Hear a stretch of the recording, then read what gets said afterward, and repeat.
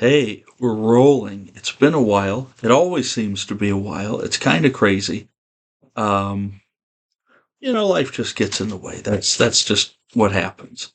And so, anyway, I've got several YouTube videos lined up. There was one I actually started, and I was like 18 or 20 minutes into it, and I got interrupted, and so that was really a bummer. Um, so I'm going to go back and redo that one, maybe in a different style. The one I'm going to do today, though, is one I've wanted to do for quite a while, and I finally just got the last piece of the collection. Um, some World Market Mocha Java coffee with me. Today's one, it seems kind of trite because everybody does it, but there's always a different order. And so I am actually going to rank the albums of Led Zeppelin. I haven't done that. I don't talk about them a whole lot. I think because for a while, kind of fell out of favor, not just because I was interested in so many other things. But the older I get and the more broad my ears become, my listening becomes, the more I appreciate some of the latter day stuff. As you'll see, it's a lot of it isn't quite my favorite, but Led Zeppelin is one of those bands, that every album has at least a few high points. There's no total and complete stinker here, and so some I thought would be higher, and some I thought would be lower. But I've gone back and I've listened to all of them, and man, what a treasure trove that band really left us. So I'm not going to give a whole lot of background to them, really any, because why, it's all been talked about so much before. So without further ado, um, let's see. There are 1, 2, 3, 4, 5, 6, 7, 8. Looks like 9 albums to go through here. So, um, yeah, 1, 2, 3, 4, 5, 6, 7, 8, 9. Yep. Just wanted to double check. So at number 9, I don't think this will be any surprise. It's not very high on most people's list. It's their final studio record before the death of John Bonham in 1980, In Through the Outdoor. At this point, Jimmy Page had kind of checked out again. He would a couple of times and let other people sort of take control. I'm not one to crap on a band when they try different things. Um, to me, this album just doesn't work. It doesn't sound like a real collaborative effort. There are, like I said, there are some real high points on here. So again, this was the last album before the band disbanded, and you'll have to forgive me because I don't remember the exact running order. So on side 1, very powerful opener in the evening. Southbound Suarez is okay. Fool in the Rain, I'm not a big fan of. Hot Dog, I'm not a big fan of. Kind of silly, kind of poppy. Again, a lot of keyboards. John Paul Jones really took the reins on a lot of the music here, and he's a great musician. Carousel Alhambra, I really like that one, even though there's a lot of synths and keyboards. All My Love, a lament Robert Plant wrote to his son Carrick that died. Um, that's a great song. So there are some high moments on here, but overall, I could pick 3 or 4 songs here, and it's almost the case with a lot of the latter albums. I could pick 3 or 4 songs from each one and make a really good album to me. So again, coming in number 9, and my friend Caleb, this is actually one of his favorites, and I'm not going to knock anybody. I'll say it. I've said it in so many videos. Please leave your comments below. My number 9 might be your number 1, and that's fine. I'd love to talk about it, but let's do it respectfully. Number 9, In Through the Outdoor.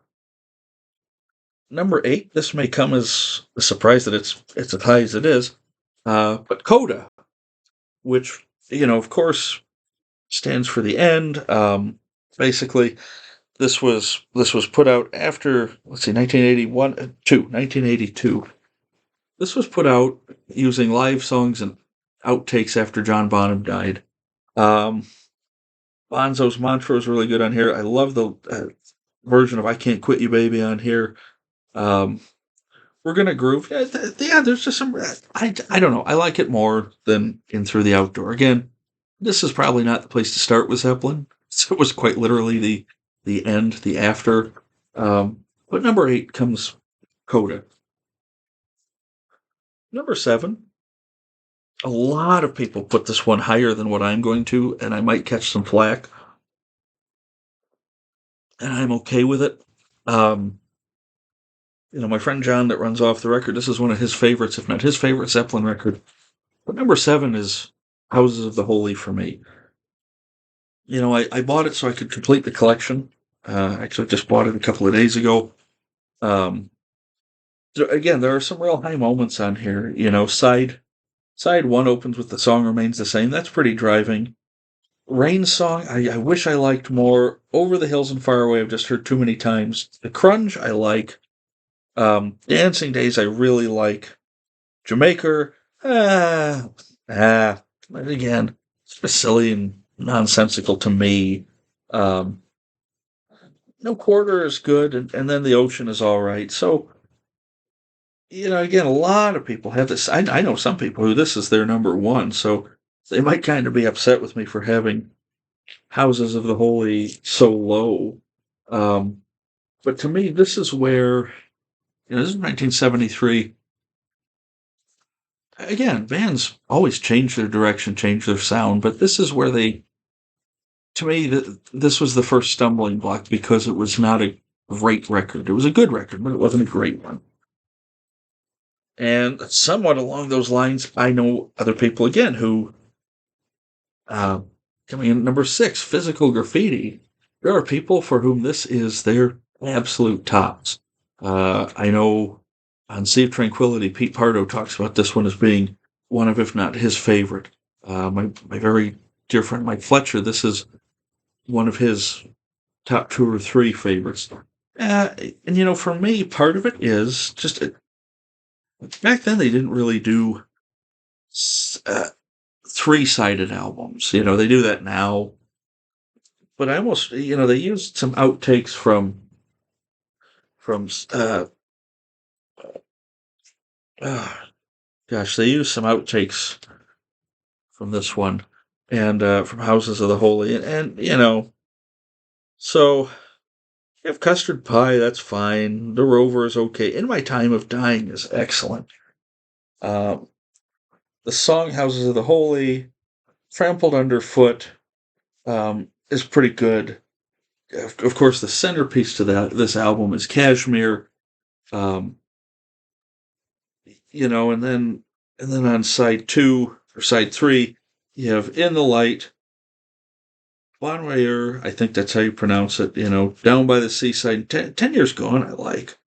And then side 4, Night Flight, the Wanton Song, Boogie with Stu is kind of fun. Ian Stewart, the great piano players on it, Black Country Woman, and Sick Again.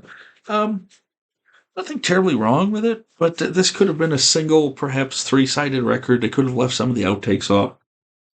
Production is pretty good on this. This one actually used to be my least favorite, but it's gone up a lot. I re-listened to it. I gave it a chance, and it's actually gone up quite a bit. So that's number 6. Number 5, right in the middle here, and I think it's a good place for it. Presence. This was where Jimmy Page took back the band and made it a guitar-driven band again.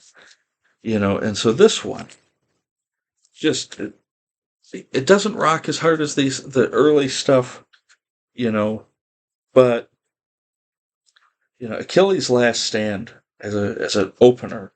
Achilles' Last Stand is in my top Zeppelin songs no matter what. So you have Achilles' Last Stand, For Your Life, Royal Orleans on side 1, and then I can never remember the track listing, so they're not listed here. Nobody's Fault But Mine is really good. Candy Star Rock is all right.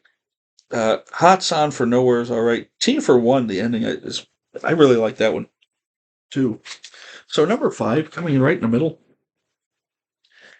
and it might have been a little lower if it weren't for Achilles' Last Stand, but that is just a brilliant, brilliant piece of music. I know Page fussed with the guitar tracks and the overdubs on that for, ages, and really wanted it to be exactly perfect, and it's pretty darn close to perfect. All right, so what any fan who knows their discography knows what the last 4 are. The order might surprise you a little bit here. I have a feeling I might catch a little heck for some of this. But remember, it's all subjective. It's all what we like. It's all what touches us. So number 4 is Led Zeppelin 4, or the Man with the Sticks, the Four Symbols, however you want to call it. Um, all these albums are just great. The first 4, my top 4 are just, every song on every album is just about perfect. And so, for those that don't know, side 1 has Black Dog, Rock and Roll, The Battle of Evermore, and Stairway to Heaven. And side 2 is Misty Mountain Hop, Four Sticks, Going to California, and When the Levee Breaks. And I think it's the song Going to California that probably makes this a little lower for me. Because to me, it doesn't fit with the rest of the album. It's a little hippy-dippy. It's very indicative of what Robert Plant would do in a solo career later. But again, man, that's a 9 out of 10 record, easily. And if you argued that it was 10 out of 10 and it's your number 1, I'd have a hard time arguing back. Number 3 is Led Zeppelin 2. Again, this is one of those where every song great, just to read the track listing real quick, opens with A Whole Lot of Love, which is a derivative of You Need Love by Willie Dixon, performed by Muddy Waters. What Is and What Should Never Be, the Lemon Song. Thank You.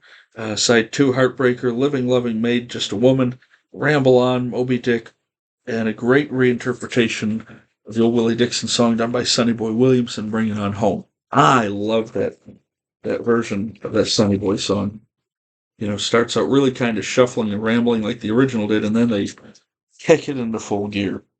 And not many studio records back then had a drum solo, so to have Moby Dick on here was really pretty cool. Number 2 is Led Zeppelin 3. This is one that, the critics, this was where Zeppelin started experimenting, and the critics were not overly kind. My dad, he was a big Zeppelin fan at the time. He had the first 2. When this came out, he had it and then got rid of it. A lot of fans didn't know what to do with it because it is so different than everything else. I mean, it opens with the Mighty Immigrant Song. But then Friends, Celebration Day, love the blues of Since I've Been Loving You. Out on the Tiles is good. I love the Gallows Pole, which is an old traditional Southern song. The great folk singer Leadbelly did it as Gallows Pole. It's been done a ton of times. Tangerine, kind of spacey but good. That's the Way. The Bon Revere Stomp, the original version of it is here, and hats off to Roy Harper as the closer. For the same reason I kind of criticize a couple of the other albums for being a bit more experimental and a bit spacey. That's part of the charm of this one, though. It's because this was the first time they did it, I guess. And just some great covers, great writing on here, So number 2 is Led Zeppelin 3, which can only mean that Led Zeppelin, the self-titled, or Led Zeppelin 1, is my number 1. It's because, this is the most rooted in the blues. It was explosive. It was a game changer. The band was just purely on fire here. They were still coming off of being known as the New Yardbirds. Good Times, Bad Times, Babe, I'm Gonna Leave You, You Shook Me, the thunderous, deep, Dazed and Confused, which Jimmy Page had brought with him from his Yardbirds days. And there is a version of the Yardbirds doing that out there. It's good, but it's not Led Zeppelin good. Your Time Is Gonna Come, Black Mountainside, Communication Breakdown is a proto-metal song. Can't Quit You Baby, the old Willie Dixon song that Otis Rush made famous. At least they gave Willie Dixon the credit here. And How Many More Times, says written by Page, Jones, and Bonham, but I gotta tell you, it sounds a lot like How Many More Years by Howlin' Wolf. But yeah, this was the explosive debut. This was a game changer. It's still a game changer in the pantheon of rock and roll. So anyway, that's my Zeppelin ranking. I don't, this is actually a shorter video. I don't have a whole lot to say because I'm not going into the history of it because everybody knows everything about Zeppelin that they're going to. So number 9, In Through the Outdoor. Number 8, Coda. Number 7, Houses of the Holy. Number 6, Physical Graffiti. Number 5, Presence. Number 4 is the 4th album. Number 3 is Led Zeppelin 2. Number 2 is Led Zeppelin 3. And number 1 is Led Zeppelin 1. So, as always, thank you for your kind attention. Thank you for watching. Please, let me know what you think in the videos or in the comments below the video. I'd love to talk with you about it. Let's keep it respectful. Let's have some fun. And you know what? Rank your albums, or just give me your top 5 or your top 2 or whatever. I look forward to hearing from you. Take care, everybody.